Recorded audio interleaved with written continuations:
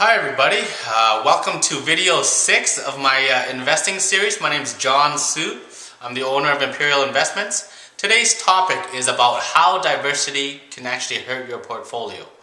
Most people typically hear about diversity when they talk to their financial guy, and here's a typical story that they hear. You need to diversify because it reduces risk. So what we can do in this balanced portfolio is put you in a type of investment where if one industry does well and one industry doesn't do very well, your risk is reduced. Makes sense to me. Wow, that's a pretty good plan, isn't it?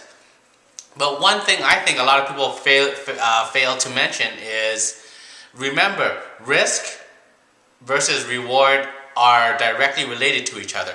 So think of it like this: if one investment or industry does very well, the other industry doesn't do very well, and this is in regards to your reward or your profit, guess what happens to your profit?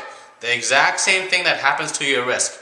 And typically, what is the result of that? A portfolio that is basically performs very well.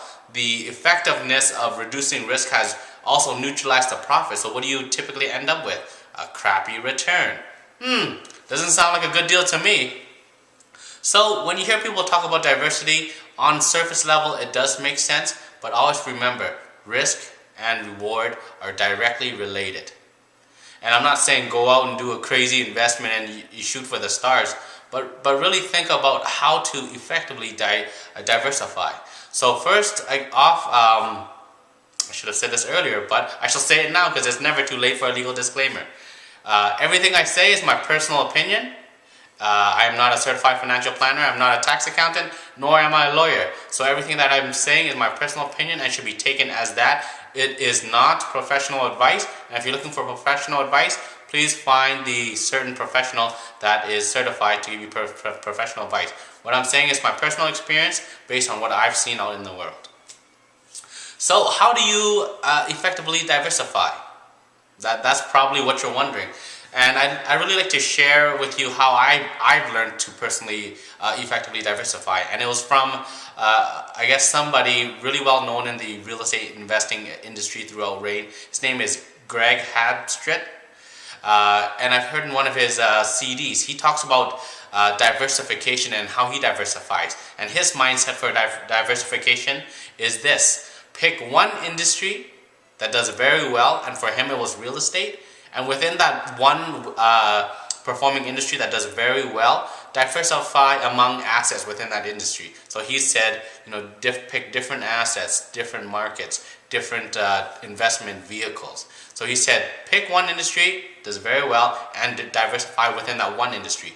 So kind of how his diversification works is, it's like a focused diversification, where how you diversify risk is within a well-performing industry. So if that industry does very well, which we can all agree, real estate is a consistent producer of wealth, and a lot of people would say, well, you're exposing yourself all to real estate stuff. I'd like to note something about real estate is kind of intertwined with everything, and typically when real estate goes down, almost everything else goes down with it. In a general sense, it's not always correct, but I'm just trying to be as general as possible. So I also agree with what Greg says in terms of that is, I've adopted and really implemented what Greg has taught me.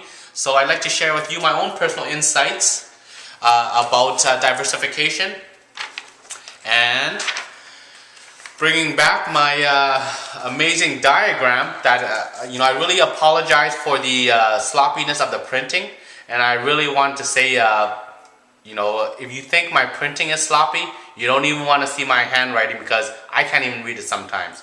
So my personal ideology on diversification would be to diversify among companies, diversify among asset types, diversify among time frames, diversify among geographical markets, and diversify the amount of capital you invest in each investment. So let's talk about, I guess, why I think diversifying among different companies is something that I picked, and it's kind of common sense. It's don't have all your eggs in one basket. Because when you really think about it, when you have all your investments with one company or one person, it's the same person investing all of your money, or a majority of it. And when you think about it, they are making certain assumptions about a certain market or certain type of investment. They're endorsing it, and they're making all of their investment decisions based on it. And it's really just not exposing yourself too much to one company. So really, some people will say, well, I don't have anybody else to diversify with. Well, you really need to think and ask your friends and family, who else do they have helping them out? And don't just believe the endorsement that your friend or family has given to this professional.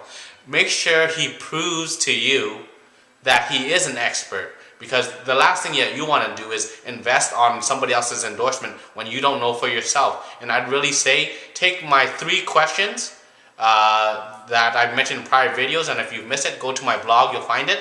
Take those 3 questions and really test him. Make him prove that he's the expert to you. A second way for diversification is diversify among your assets, and really asset types. And really, when I say asset types, this has to do with the liquidity of the investment. Because really, we all know that sometimes life happens and we need emergency money. So really, when you think about it, always have, I guess, a mix of different investments that have different types or levels of liquidity. Time frames. When you diversify and have investments cash out in different time frames, what that does for you is it helps you manage market fluctuations, and especially during downturns, because the last thing that you would want to do is having all of your investments cashing out in the same time frame and then being exposed to a market downturn, which would endanger the return or profitability of your investment.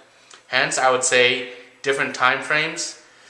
A fourth diversification is diversify among different geographical markets. Not all areas are equally affected. So for example, I'm going to use real estate.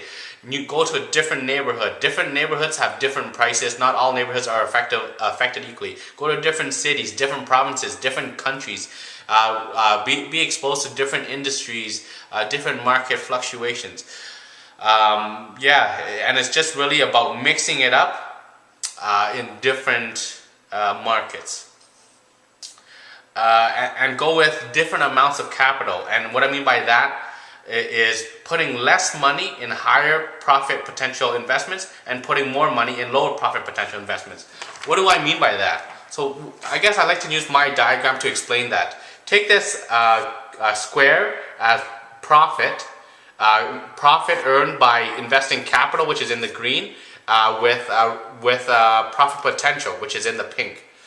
So when you look at it, this model is based on having majority of your investments in the lower risk stuff, and as you go up to the second level to higher risk stuff, reduce the amount of capital that you invest, because when you go into higher risk stuff, metaphorically, your profit potential in the investment you're investing in also goes up. So to earn the same amount of profit, as you can see, these are 3 equilateral pieces. You don't need as much capital, you use less capital. Hence, going up to the lowest profit potential part, you use the least amount of capital because the profit potential is that much higher than down here.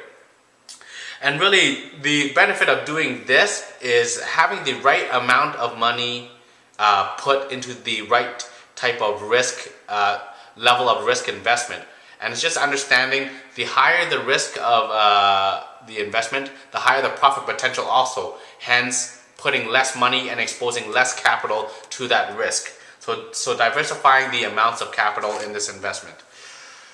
So I've hoped you got a better understanding on how diversification can actually hurt you when done ineffectively, and got a new perspective on how to, I guess, effectively diversify by picking one industry and diversifying among that industry. And I really appreciate the time for you watching my video, and I hope that you will leave any comments at my blog. This is the blog website, and my next video is really going to take everything that I've mentioned in prior videos in terms of time frames, reasonable expectations, diversification, and really I guess, share my own personal mindset and my own thoughts on investing. And more importantly, on the next video, it's gonna help you integrate my model of investing, which is make a modest rate of return with a lower degree of risk, and really help give you a plan on how do you take what you have now invested or what you wanted to build your investment portfolio and build it according to my model, which is really based on making a modest rate of return with reduced risk. Thank you, and I look forward to you watching the next video. Thanks.